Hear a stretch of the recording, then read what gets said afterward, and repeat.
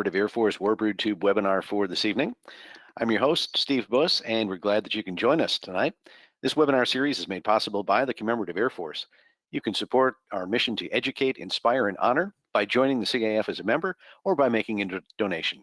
For more information on how you can support the CAF and a list of our aircraft, units, and upcoming events, please visit our website at commemorativeairforce.org. Now, if you have questions during the presentation tonight, please type them in the chat box, and we'll save time at the end to have those questions answered. Joining us tonight is Kathy Mizell and John Cotter, and hopefully Ed Vesely will be joining us as well to talk about the SB2C-5 Helldiver. Well, good evening and welcome to you both. How are things going this evening so far? So far, so good. Great to see you. Thanks for having us. Well, let's just find out a little bit about both of you. Kathy, we'll start with you. What prompted you to get involved with the CAF and specifically the Helldiver? Oh my! I worked with Sharon Short. She and her husband Ted Short were major proponents of the West Texas Wing, which is the unit that possesses the Helldiver. Doesn't own it. CAF owns it, but we have it assigned to us. We maintain it. We monitor it. We fly it. We show it. Whatever. So between Ted and Sharon, I got heavily involved with the CAF in 1995. Joined in 1998, and have been a member of CAF in the wing since then.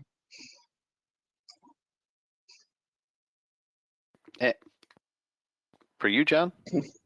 Sorry. Yeah, I joined the CAF back in, I think it was about 2005, with the Houston wing, and started flying the trainer airplanes and helping out there, and got introduced to the Helldiver because it's based in the Houston area, and it's like, wow, the only one in the world, and that was a goal to aim for, and I was really fortunate. There was an opening on the airplane about 3 or 4 years ago, and was honored to get the invite and come over and get to help promote the Helldiver and share that story and get to fly it. Well, now how does one go from flying small light aircraft to flying the big-tailed beast, otherwise known as the Helldiver? Well, I mean, back in the day, they started with primary trainers and went to basic trainers, and then of course the advanced trainer, the AT-6, and then you'd move into the big single engine fighters and dive bombers. And it's not too far from that today. The way the CAF set up, we have to have at least 100 hours of T6 time, plus take a lot of training in the back seat of the T6, which includes 2 what we call fighter pilot checkouts. And we fly with really experienced guys, that flown Mustangs and Corsairs and those kind of airplanes, and they go out and make sure that we can operate the T6 safely from the back seat. And a lot of people ask, why the back seat of a T6? Well, you can't see anything when you're sitting in the back seat of a T6. And when you're flying an airplane like a Corsair or the Helldiver with that great big engine up front and the big nose, you're pretty blind straight ahead. So you have to rely on peripheral vision, and that's part of the checkout, to make sure that you're comfortable with that. Because these are national treasures, and we want everybody to be comfortable to put them in that position. About how many hours do you have in the Helldiver?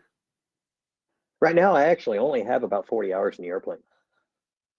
Okay, so when I started about 3 years ago, we were flying a regular full schedule, and then we had an issue and had to put a new engine on it, and so it was down for a little bit. And then, of course, with COVID last year, it really limited our flying time. And so that's why 40 hours is a lot, and, but in the grand scheme of things. So what's it like to tour with the airplane? It's a lot of work, because it's a big airplane. It requires the same amount of work as like a B-25 or a B-17 that's got a crew of 10 people helping on it. And but we're flying the only one. And so it's just such a privilege to share that. And you show up at an airport and folks ask you, what's that you're flying? And you start telling them the story, and it just elicits more questions. And so it's just really a neat feeling to see the excitement and the curiosity in the folks' face when they come out and talk to you about the airplane.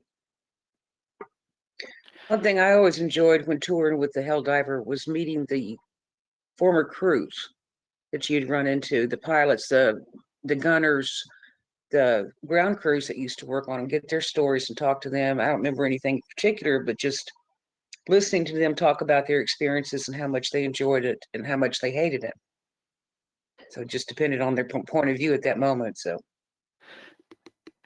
Well, that's true, and that is a big part of touring the aircraft and the mission of the CAF, and that is to reconnect with today's generation and with past generations as well, and continue to tell those stories of World War II. Yeah, well, this is a neat one. Right. I'm glad you put this up right now. Cecil was his first name, and he flew Helldivers in World War II, and this was in Charleston about 3 years ago, and the SBD was there. And Cecil actually flew both airplanes. And so I was teasing him a little bit. It's like, which one do you like better?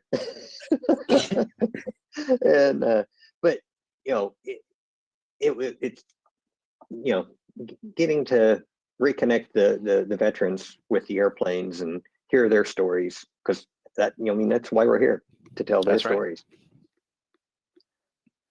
Well, you mentioned the SBD, and we've got a little picture here of the two in flight. Where was this taken? That was Corpus Christi. Okay. Yeah.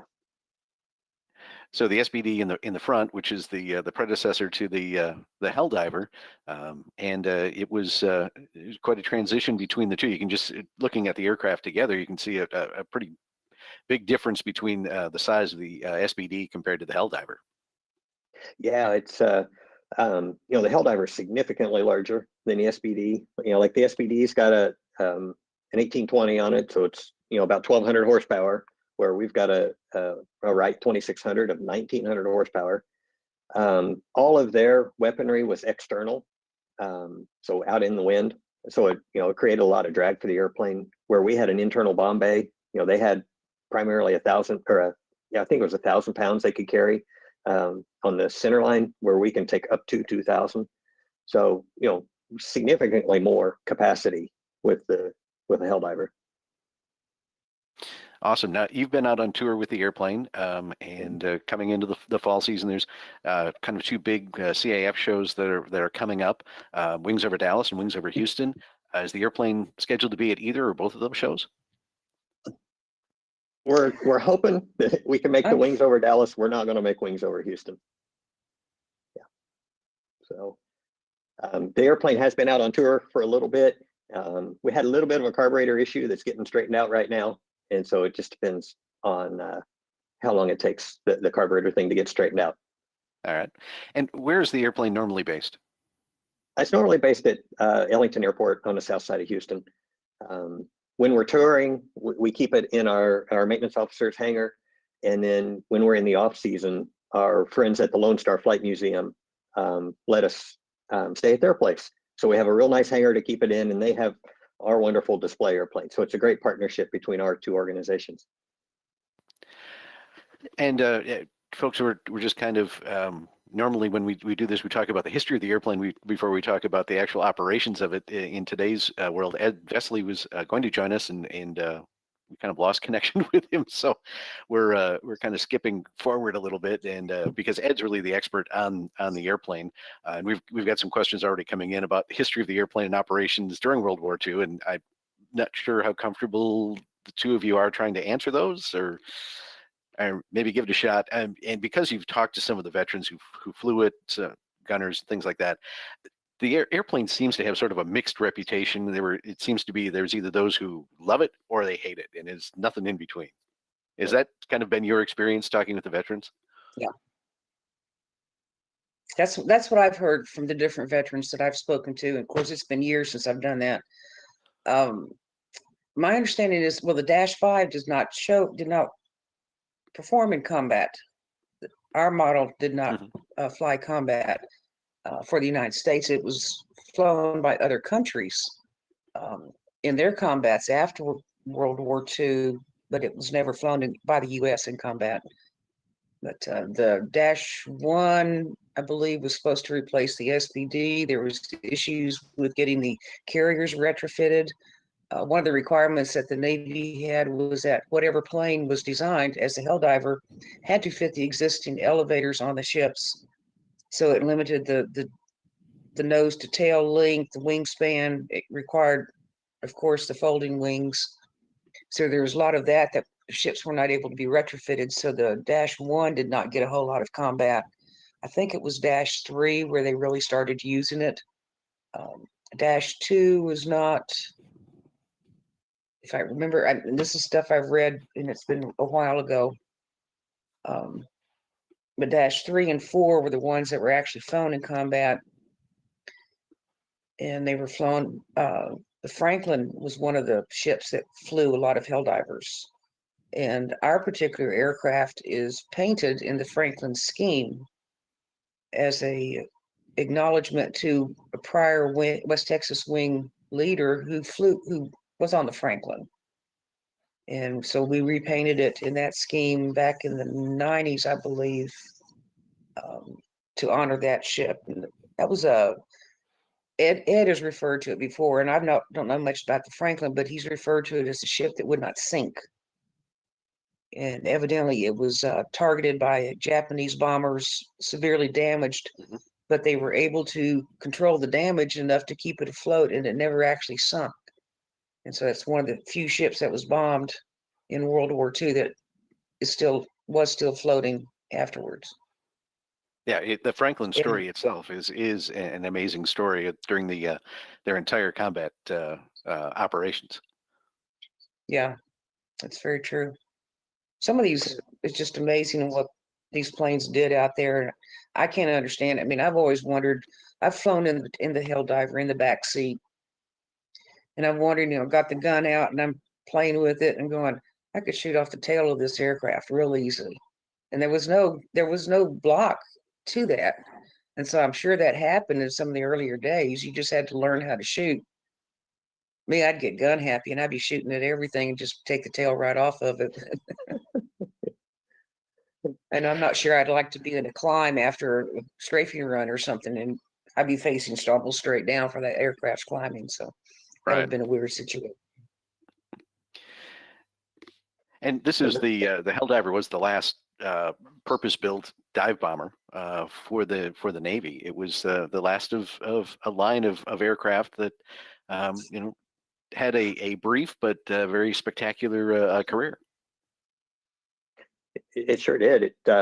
I believe the record is it sunk the most tonnage of all the dive bombers. Hey guys, this is Ed. Yay! Hi, Ed. Yeah, sorry. I have a dead battery on my laptop. Sorry. And anyway, what can I do to help? Well, now that you're here, we are looking like to go back in time a little bit, and you're the expert on the history of the Helldiver and this particular Helldiver. So right now we've got some vintage World War II kind of photos of the Helldiver in action. So take us back to the development of the Helldiver and its combat in World War II. Well, the reality of the aircraft is the genesis of dive bombing was created based on Germany's desire to develop the Stuka. And Ernst Udet, German ace who came over the United States in the 30s, inculcated to the United States military that the dive bomber was very important, which was twofold. One, the fact that it was instrumental in the development of the Stuka, and the fact that the U.S. military looked at it and said, wow, maybe there's a lesson to be learned here. So, it was a bifurcated effort relating to both pre-World War II strategy as to we, United States, and not in relation to, but in concert with, the Germans recognized the importance of a dive bombing aspect of anti-armor. And that's what the Stuka was all about. And it infiltrated our philosophy, and that created the desire for a dive bomber, which was SBD that's then created the SB2C. And when did the SB2C actually get into combat? Well, the A-25, which is the strike, was the precursor. The Army Air Corps was trying to replicate what the Stuka was. And the Curtiss Helldiver was a non-folding wing A-25, which is an example of it, the Army Air Corps. Army Air Corps and the Army Air Force, or U.S. Air Force Naval, I'm having a problem talking to the Air Force Museum in Dayton, Ohio, has an A-25. So that was kind of the beginning of it. And the reality was the Navy created the folding wing version of it as well. All right. And then once into combat, the aircraft performed well. As we were mentioning before, there's those who loved it and those who hated it, as we've heard stories. And are those actually true, or is it kind of an unfair reputation that the airplane has? Well, you're comparing apples and oranges. My experience with the airplane, I've been flying since 2005, and you put things in perspective of somebody that's 18 to 21 years old, and they're flying a aircraft off an aircraft carrier that's basically the size of a T6, which is the SBD, which is a very nimble, very light aircraft. And I think John referred to it earlier, as it had limited armament, but it was a very, nice airplane to fly, but it was also a nice airplane to land on an aircraft carrier. Now, here comes the SB2C. It's an airplane that's 1/3 heavier, has a whole lot of armament, and it lands a whole lot faster. I've had the opportunity to fly both the Hellcat and the TBM, and those two aircraft landed about 80 miles an hour or less. The SB2C lands at, let's call it 95 miles an hour, which high speed is not an asset landing on a flat deck carrier. So that's one of the reasons why they didn't like the airplane. But as John had alluded to earlier, you got an airframe that can carry 2,000 pounds internal, 500 pounds each external center section, has two forward firing 20 millimeter cannons, and now you've got a very much more significant weapon.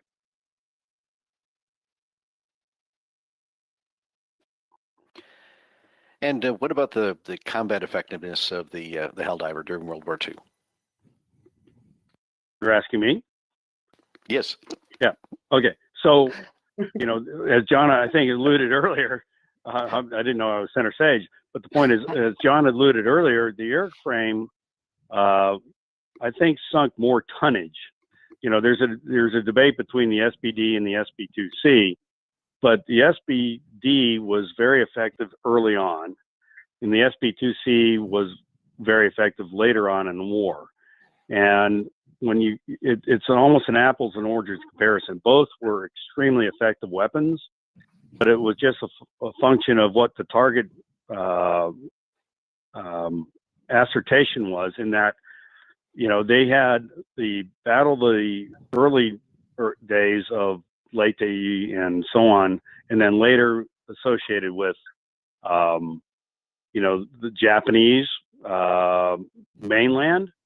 In February of '45, there were 1,500 aircraft that were attacking Tokyo from the naval fleet, and that shocked the Japanese. So, when you're talking about SBD versus SB2C, it's apples and oranges. One was effective early, one was effective later. They all played their role. And then at the end of the war, like we've seen with so many warbirds, there really wasn't a use for the Helldiver in the civilian world, unlike like a B-17 or Mustangs.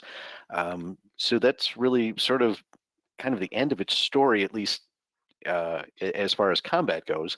How many were produced overall during the war? Roughly 7,100 SB2Cs were produced. Okay. And again, there's a few that survive, including the one that we have in the collection today. Ed, for your benefit, we're looking at a picture from Ontario, California, and I believe this is showing our airplane in the early 1960s. How did the airplane become part of the CAF fleet? Well, okay, so the history of our airframe was that it was delivered to Navy San Diego in early 1945 and was stationed there until 1947. Then it was transferred to Navy Corpus in 1947 as a target tow and then mustered out in 1948. And it was sold surplus to the Montana Aeromotive Mechanics School in Helena, and it stayed there until 1963. Then it was purchased by the Air Museum in Ontario, which is Tallahassee, and it stayed there till 1971, and it was purchased by a CF Colonel, Robert Griffin. And then it was donated. He purchased it, and by the way, the SBD that is currently with the CAF, both of them were purchased and donated. So it was in 1971 that we owned both airframes, SBD and the SB2C. And this is a picture taken from Harlingen, Texas, at the air show there, October of 1972. So it's shortly after the airplane joined the fleet. Yeah, that's pretty cool. Mm-hmm. How did how was the airplane operated by the CAF? Was it always with the West Texas Wing?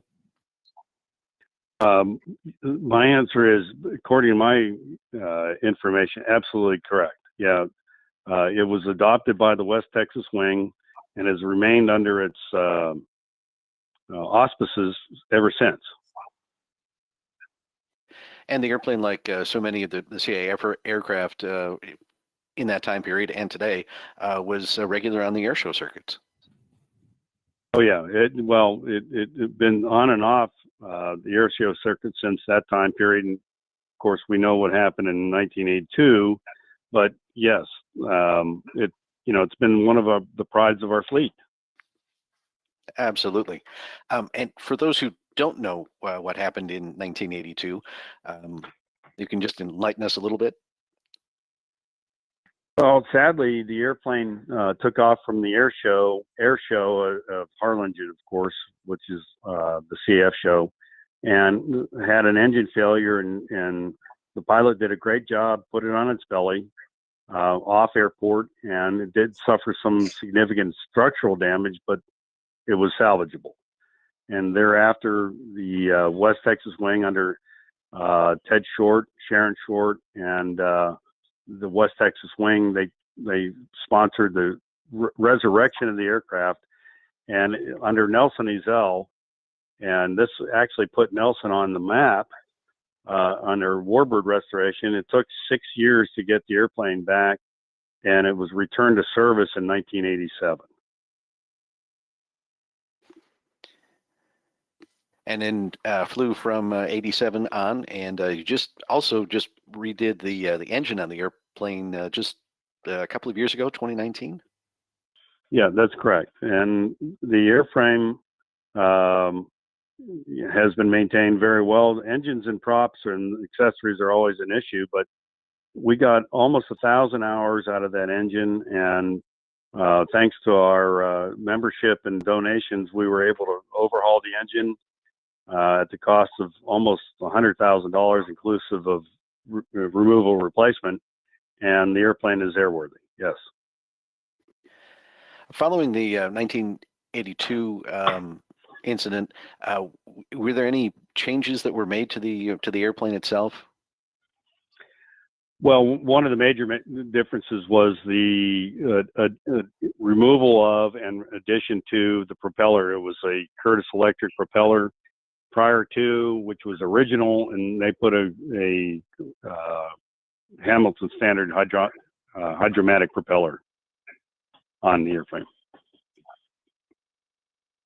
And that combination continues with the engine change that you did in 2019 as well? That's correct. Yeah, we're not going to change that. We're not going. The beauty of the Curtiss Electric prop is it's original.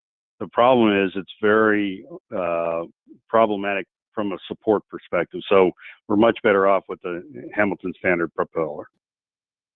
Are there any other pieces of the airplane that are difficult to come by to keep it airworthy, or things pretty much as much as in the Warbird world it can be off the shelf? Ooh, hey, John, what do you think? I think it's pretty much industry wide. Being such a unique airplane, being the only one flying, a lot of the stuff's hard to find. Engines and accessories and things like that. A lot of that's very similar across different airplanes, so that's not too bad. And there's a lot of experience in repairing and overhauling them. But you start getting into airframe parts and things like that. A lot of it's very unique to this airplane.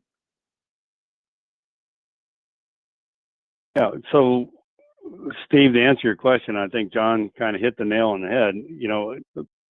As long as the airframe remains intact, parts are not hard to support. The biggest issues are engine, accessories, and propeller, and those are still readily available. But in the event of you have something unique and associated with the airframe, then we're like everybody else in the Warbird community. We have to scramble, reinvent whatever we have to do to keep the airframe flying. We're looking at a photo here, Ed, from 2008 of the airplane in its number 32 paint scheme. How many times has the airplane been repainted? Since I've been involved with it, and after Nelson Mizell restored it once. Okay. Because paint is always something that it's easy to ding, and it starts to fade after a while. And I just noticed, and part of this photo is probably it's the age of the photo, but the airplane doesn't look as blue as it looks today. Well, yeah, I'm in the aviation industry, and I equate paint to the human body as skin. So it's very thin, but it's very important. And one of the most important aspects of paint is corrosion prevention. And it's just not cosmetic. Paint is something that prevents corrosion, whether you're talking about exposure to UV or salt or water, whatever it is.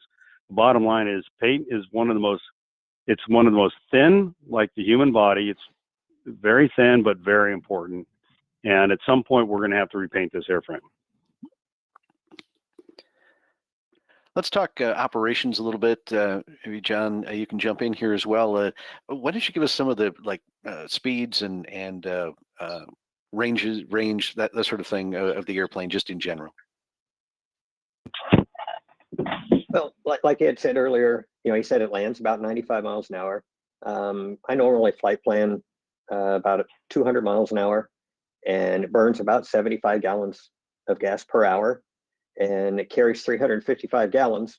So I'm not going to do math in public. I'll let our folks do that themselves. Leave a little bit in the tank when you get there. But realistically, to be conservative with the airplane, about 3 hours, 15 minutes max. And if we're going somewhere, that's about as far as we'd want to go with it. What's a normal climb speed of the airplane? Oh, about 160 miles an hour, somewhere in that ballpark. All right, and this is just off the top of my head here, but during combat operations, when it was actually in a dive, do you have a clue as to what the speeds were that they would obtain on a combat run? I'm going to defer to Ed on that one. Okay, so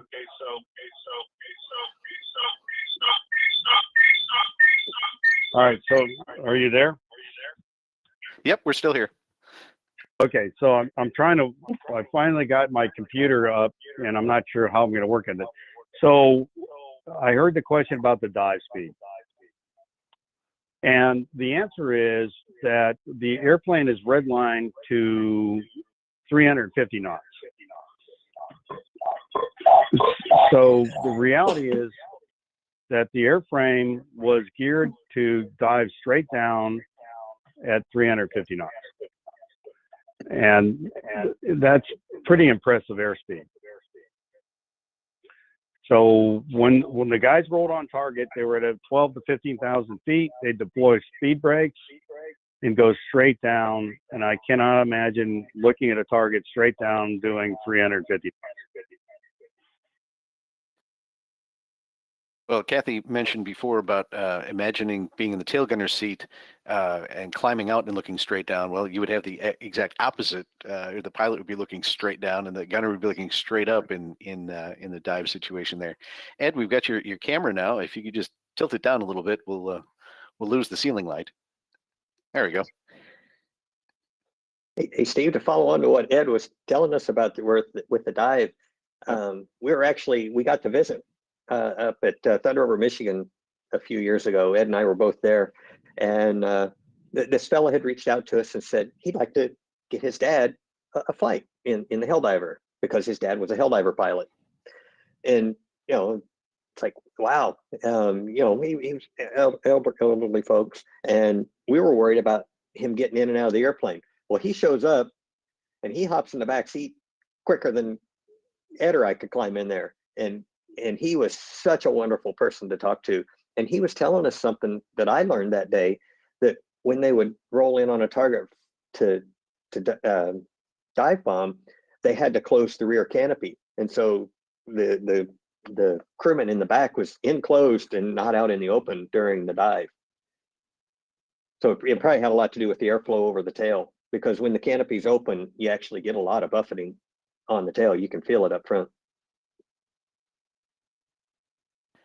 Well, we've got quite a few questions already rolling in from our audience. Let's see, and you've already kind of mentioned this one. Have you met any SB2C veterans? And that was a great story to illustrate, and as you had talked before about meeting some of the pilots and veterans while you were on tour. Here's an interesting one I never thought of. Is the Helldiver bigger than the Avenger? And I guess bigger could be in several different ways, but are they relatively the same size wingspan and length? Well, I have a type rating in both the TBM and the Helldiver, so I can speak directly to that question. So the TBM has a 54 foot wingspan, and it's a very flat Hershey, I would call it a Hershey bar wing, versus the Helldiver, which is a P40 wing on steroids. It's a high speed wing. So having flown both, I can tell you that they both operate within the same operational weight, but the aspect of the TBM versus the Helldiver is significantly different based on wing loading, and that gets into a little technical aspect. But higher wing loading means higher landing speeds. The TBM, I've flown the Hellcat. Both of those aircraft land at about 80 miles an hour. The Helldiver, you do not want to land anywhere near 80 miles an hour. You better be wheels and weight at 80. You're going to come across at 95. And by the way, going back to your Steve, your question about the SBD, one of the things was that the airplane was so much heavier and it had a higher wing loading, it had a higher landing speed, and as a result, higher landing speed on a straight deck carrier in World War II was not an asset.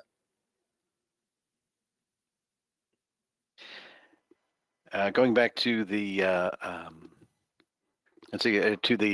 dive bomb, how close did they actually get to a target before having to pull out?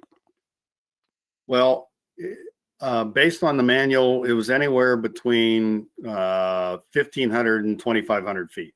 The guy in the back actually had an altimeter, and he would call out to the pilot because the pilot would be target fixated, and the guy in the back was wanting to make sure that the guy in front knew exactly how close he was to the target. Because I don't know if any of you have ever flown a seaplane, but one of the most dangerous aspects of flying a seaplane, and I've flown seaplanes, is what's called flat water perspective. So you have no perspective. If you're over an open body of water, and bear in mind, all the operations here we're talking about is 99% or open water. You have no depth perception. So if you're diving on a target with an unlimited horizon, you have no concept of how close you are to that target at sea level until somebody says, "Hey, guy, you're at 1,500 feet. Let's get out of here." That's amazing. I did not know that took place, but it makes so much sense because as you mentioned, just being fixated on the target and the mission at hand, you could very easily lose track of exactly how high you were and not have enough room to pull out of the dive. Yeah. Do you know where, and maybe you mentioned I missed it, but where was our Helldiver built? Well, Columbus, Ohio. Ohio. And, Okay. 7,100 of our Helldivers were built. There were 900 in Canadian Car and Foundry, but the balance was Columbus, Ohio. There were the A25s were actually, a few of them were built in St. Louis, but the entire aspect of production was Columbus, Ohio, which, by the way, coincidentally turned into the production facility for the T2 Buckeye, hence the name Buckeye, as in Ohio. So that factory was multiple purposed post World War II. So unlike some of the other aircraft, Curtiss really kept the production to themselves, and they weren't licensed to other manufacturers for the most part, except Canada. That's correct. There was, I'm trying to remember the manufacturer, but they built the A25s in St. Louis, but it was subcontracted. Right. Unlike the TBM, the crew is only 2 on the Helldiver, correct? Correct. Yeah. Just going through our questions here. Well, here's an interesting one that kind of gets off the specifics of the airplane, but maybe some opinions that you have. Why our listeners wondering why you think the European theater seems to get more attention in World War II than Pacific? Oh boy, that's that's a question beyond the purview of the Helldiver, I suspect. But having a father-in-law. Go ahead, Kathy. That would be an interesting webinar to put together with people from different that's aircraft. Separate subject, but here was what I put together years ago regarding the Prowlers of the Pacific air show routine. There were 5,000 square miles of water, of which the Pacific was fought. And if you want to read a great book about what aviators went through, particularly in the Pacific, there's a great Race of Aces book, which talks about the Army Air Corps pilots that flew out of New Guinea and the Philippines. And I'm not trying to belittle what the European pilots did, but when you flew a combat mission in Europe, if you survived the mission, you went home to a very comfortable environment. Flying out of the Pacific, you stayed with the Mud Marines, you stayed with the Army in squalor. And most of those pilots out of the Pacific suffered horribly with malaria. And I can't explain that, Steve, but the bottom line is I think that the Pacific War was underrepresented and the European War was overrepresented. If you are a historian, it's an interesting question, but believe me, the aviators that were home based in New Guinea and the Philippines were incredible heroes compared to and I'm not trying to make a controversy here, versus the aviators that flew over Germany and came back to England. It's a totally different scenario. And I think just from some of my personal research as well into why the B-17 was more popular than the B-24, it seems that the war correspondents had more access to the 17s than the 24s, and they probably liked it a little better. Memphis Belle being one of the things that probably they put it over the top on that.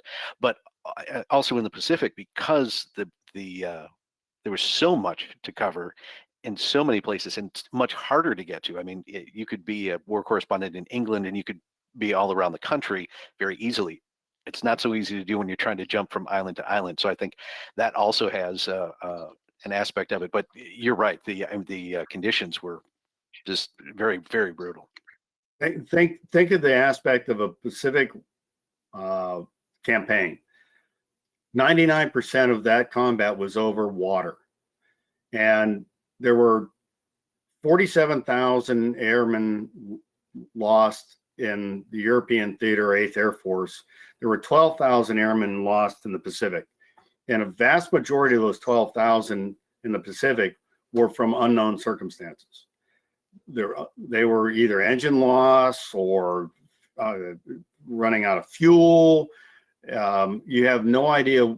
I mean, I cannot imagine being 21 years old, launching out of an aircraft, Helldiver, Corsair, fill in the blank, and going to fly an hour and a half or 2 hours, attack and return. And here's the cool thing. The cool thing is, if you took off in Europe, you knew where your airport was. You take off in the Pacific, your airport's moving at 25 knots. And you hope to God that by the time you take off, fly combat, and come home, the airport is where you think it is. And a lot of times it wasn't. Speaking of aircraft carriers, has the Helldiver returned to any modern carriers at all during its career? I know there have been some. I think the SBD was on a modern carrier a couple of years ago. No, the answer is no, it has not. And I would like to have that opportunity, but no is the answer. If you had that opportunity, if you could, would you be up for landing the Helldiver on a modern carrier? The answer is no, but I'd like to take it off. There you go. Let's see. On the SBD, dive flaps are required to be disabled, so they cannot be activated during flight currently. Are there dive flaps still on our Helldiver? We don't have that same limit, but I will tell you this, and John and Cotter and I have talked about this. Here's the problem with the dive brakes, and this was actually a real war issue. So, I don't know how we escaped that limitation, but if you deploy the dive brakes and they don't stow properly, and let's imagine you fake a dive, and I know one of our previous pilots, he'll remain anonymous, who did that, and they didn't stow properly, he almost lost the airframe. So why would you want to put an 80-year-old airframe into those circumstances? And like, I would question why. You don't want to do that. And when you say don't stow properly, what do you mean, and what's the effect on the airplane? Well, the dive brakes are 45 degrees down and 35 degrees up, so you've got a huge spread of drag effectiveness. And if you deploy those and then you dive and you try to pull out and they don't effectively retract, as in stow, you're going to be in a very precarious position. The airplane's going to want to roll on you, depending on what's likely the airplane is going to make a roll. Yeah. And we don't want to do that. Yeah. When you're dealing with a one-of-a-kind airframe, you do not. What's the word I'm looking for? You don't push the envelope, to use a Chuck Yeager term. You don't push the envelope in an 80-year-old airframe. Yeah. Do you, and again, just off the top of my head, do you activate the dive brakes when you're on the ground for display, or you just leave them closed at all times? Well, John and I have both had, the opportunity to exercise the dive brakes on the ground. I mean, that's part of the annual inspection. Okay. And it's pretty impressive. But what also makes you appreciate, and John, you pitch in, would you want to deploy those and not have them stow? Oh, no. That would be. Yeah. Not about having a bad day. That's a really bad day. Really bad day. Yeah. So again, we use landing flaps only. It's the control is a one select control, but you only go aft for landing flaps. You don't go forward for dive brakes, because it's going to not. It may not end happy. Yeah. Let's see here. Just going through. John, what let's see. One of our viewers wants to know if you fly single-engine and multi-engine aircraft, and of course the pilot question: which ones are your favorites? Well, yeah, I fly The both. Helldiver. The Helldiver. The Helldiver. Oh, I'm really fortunate, like I said earlier, to get to fly the Helldiver. I'm also flying the B-25 and the B-17 and the C-47. And I get that question a lot, which one's my favorite? And it's like, well, which one am I flying today? But they're all, they all have characteristics that make them fun and cantankerous at times. And so I don't have a favorite. I'm just honored to get to fly any of them. There you go. That was a nice political answer. Very, very well. The answer, like Kathy said, the answer should have been the Helldiver, right? Yeah. So Steve, let me interject this. I've been flying Warbirds a long time, and to support somewhat what John said is, it's an honor, it's a privilege, and it's a responsibility to fly any and all of this, because we are but caretakers of history, and it's nice to be associated with a group like the Commemorative Air Force that recognize that honor, privilege, and responsibility, because it's just not about the veterans of the past. It's about the veterans of the present as well, because 70 years from now, somebody's going to be hopefully carrying on the mantra of the Commemorative Air Force for not only World War II, but Korea, Vietnam, Afghanistan, and on. This is what it's all about. We are a commemorative Air Force. It's all about honoring our veterans. And a very important point. I mean, we all have fun and enjoy the camaraderie in the airplanes, but at the end of the day, the educate, inspire, and honor mission statement of the CAF is really what brings us all together. Oh, absolutely. And John's experienced this, and Kathy, I know as well, and I have. Here's the thing that I'm most concerned about, but there's a hope. My most concern is that I've been doing this for, let's arguably say, 40 years, and it's been a privilege to meet a lot of the veterans. Well, unfortunately, a lot of the veterans are, if they're not deceased, they're 99 years old. But the mantra is being carried forward by their children and their grandchildren. And that, I think that's most importantly what keeps me interested in being active with the Commemorative Air Force, is allowing those children and grandchildren to experience things that their parents and grandparents, and maybe even great-grandparents, experienced.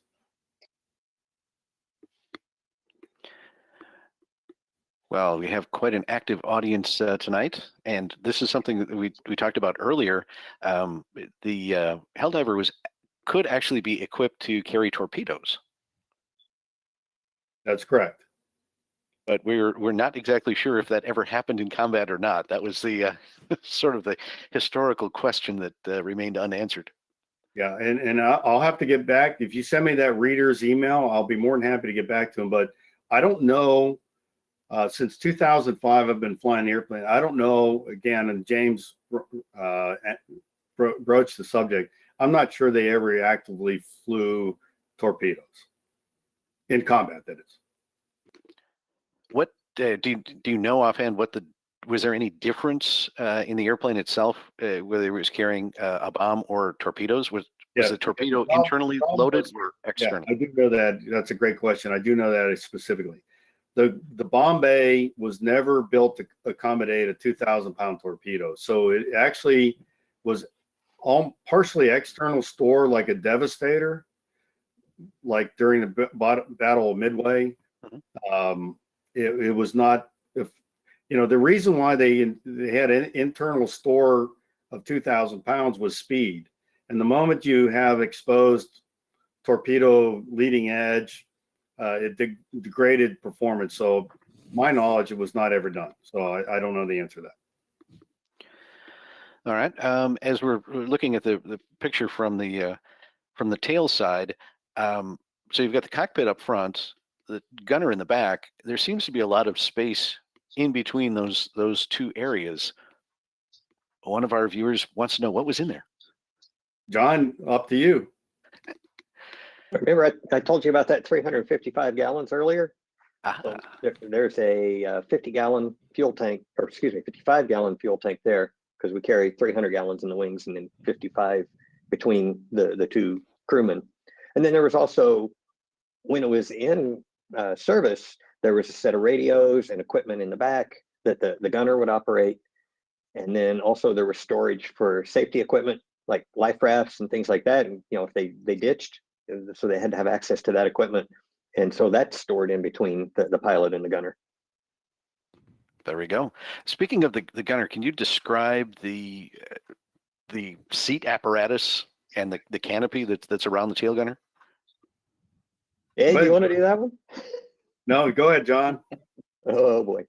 So it's really interesting to look at how it all works. So the back canopy, it slides forward, and then it has a section that's called a turtle deck, which is so you can see right there behind our passenger, that's the canopy is slid forward. And then in the right-hand side of that picture, below the guns, that's with the turtle deck lowered. It's hydraulically controlled by the gunner. They pump a little handle, and that recesses down into the bottom of the top of the fuselage there. You can see the ring, which the gun's mounted on. That allowed them to swivel the gun side to side, and then it had a hinge point there that you can't see behind where the bullets are, that you could tilt and also turn the gun there too. And then the seat that Tim is sitting in, he's our passenger, it was adjustable up and down, and then it would also spin all the way around too. Interesting. I think that's something folks don't realize, is that turtle deck drops down. So when you look at different pictures of the airplane, it takes on a whole different view with the canopy open or closed. It's not just a simple slide back canopy. Makes a huge difference in the speed. You can really tell it when it's open. So, Steve, the obvious question is, and I know John's experienced this, and I know Kathy as well. So the question is, what prevents the gunner from shooting the tail? Nothing. John? Nothing. Two 17-year-old thumbs. Yeah. That's what prevents the tail gunner from shooting the tail. So the point is, and it was recorded in combat, that when they were in invasive maneuvers, that the 17 to 19-year-old gunner was shooting at the bad guys. And of course, the pilot was doing evasive maneuvers. And of course, they never didn't shoot the tail off. But under high G, the bullets would actually penetrate the horizontal and vertical stabilizer.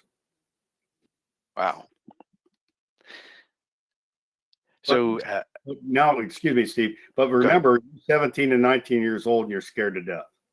Yeah. Was the tail gun effective? Effective defense?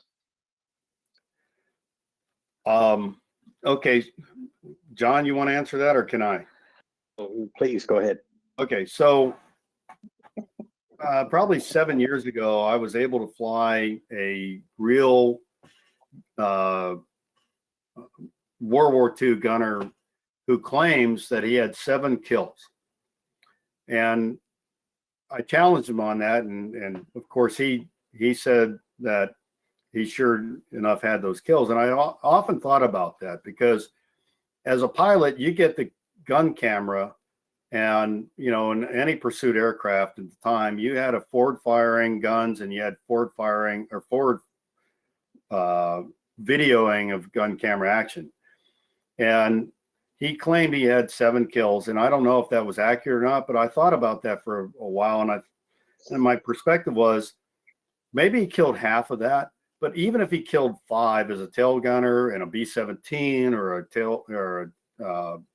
Helldiver or a TBM or whatever, those guys may never have gotten the same credit as a pilot.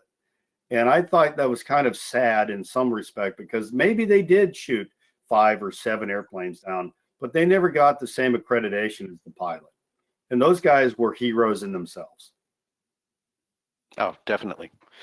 It takes a certain person to be sitting in that position, whether it's a tail gun on the Helldiver or the B-17 or the 24. It's a different perspective on the world. It's the same with the ball turret gunners. They're a breed unto themselves. One of our listeners has a little anecdote here that says, my mom worked at the Columbus plant in the drafting department, and one design she worked with was on the wing fold lock. She told me it would block the throttle from coming out of idle to make sure the wings were locked down before takeoff. Have you heard that before? John? I haven't heard it, but I wouldn't doubt that at all. So, Steve, tell me again that this young lady's mother worked again? at the Columbus plant in the drafting department. It says one design she worked on was the wing fold lock. She told me that it would block the throttle from coming out of idle to make sure the wings were locked down. Okay, so probably 10 plus years ago, I had the privilege of meeting an author named Jean Levy. And Jean Levy, I did some consulting with her in the writing of the book.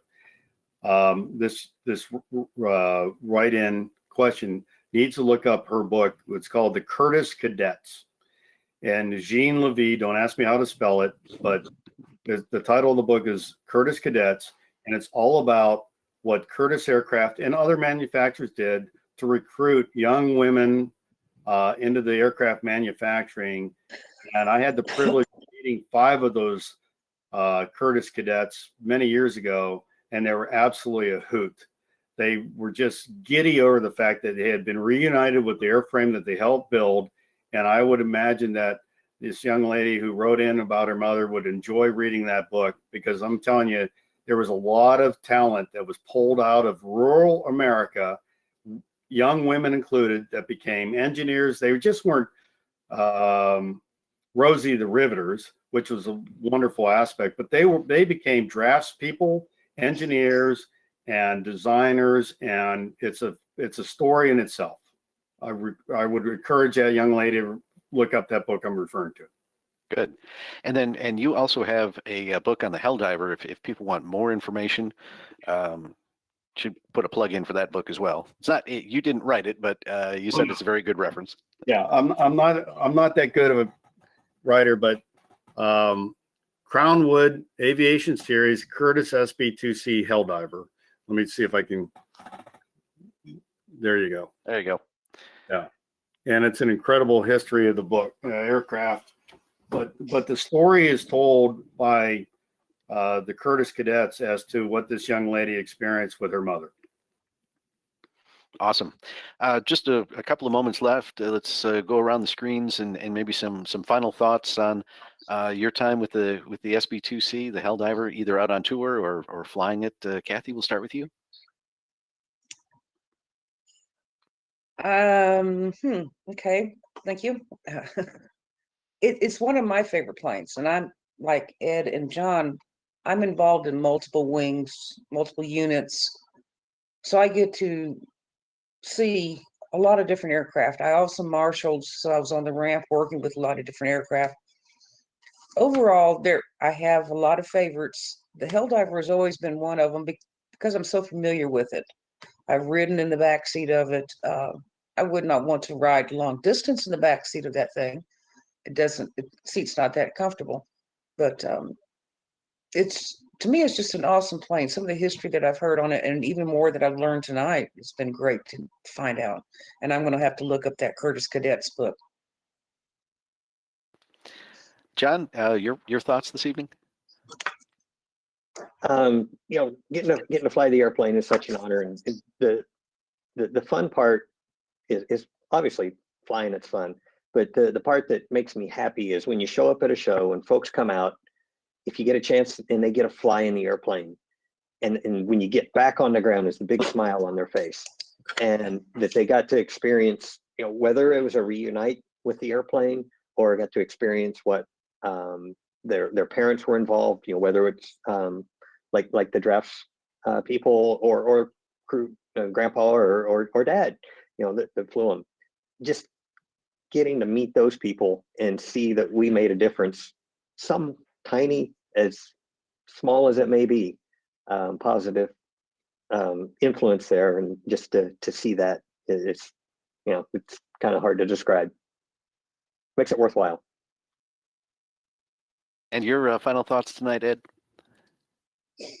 Oh boy. So, when I was a kid, there used to be what's called a U-control aircraft, which was a little Cox engine, and you could fly it. And one of them was a Helldiver. And I was only 9 or 10 years old when I had one. And now I'm still a kid, but I'm a lot older, and I get to fly one for real. But most importantly, I go back to my family heritage. My father was a World War II aircraft mechanic, and my memories of aviators of World War II were pretty strong. I was young enough or old enough, I'm not sure which, to have met a lot of World War II aviators. In 1970, when I started in aviation, I was only 25 years away from World War II, if I did the math right. And now they're almost gone. But to perpetuate their memory, I get a tingle every time I walk up to a PT-19, a T-6, a BT-17, an SB2C. It's an honor, a privilege, and a responsibility to bring this memory to light, because otherwise, if we're static, if we are a static industry, we are going to inculcate nothing to the younger generation. One of the greatest experiences I had was flying the Arsenal Democracy 7 years ago, I guess this is now. And the thing that amazed me was that the Air and Space Museum, National Air and Space Museum, always held flying warbirds in disdain. And when they saw the outpouring of interest, they literally, for the first time in history, packed the parking lot on a Saturday in anticipation of the aircraft that flew over the Arsenal Democracy. First time in history, they realized, and I hope the whole world realized, that there's a lot to be learned, not only from static, but from dynamic history. And that's what we represent. The feel, the smell, the hearing, the kinesthetic aspect of history. That's what we're all about. And I hope we can continue it for generations to come.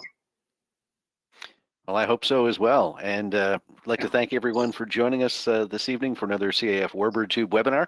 We'll be back again next week. And if you have any suggestions for future guests, please drop Leah Block a note at media@cafhq.org. We'd be happy to track some folks down, and maybe there's some other aircraft you'd like to hear more about, or some of the personalities who have been involved in World War II and aviation history. We'd also like to thank our guests this evening, Kathy Mizell, John Cotter, and Ed Vesely. And I look forward to seeing you all at Wings Over Dallas next month in October. Yep. All right. So be well, take care, and until the next Warbird Tube webinar, for the Commemorative Air Force, I'm Steve Buss. Good night. Good night. No.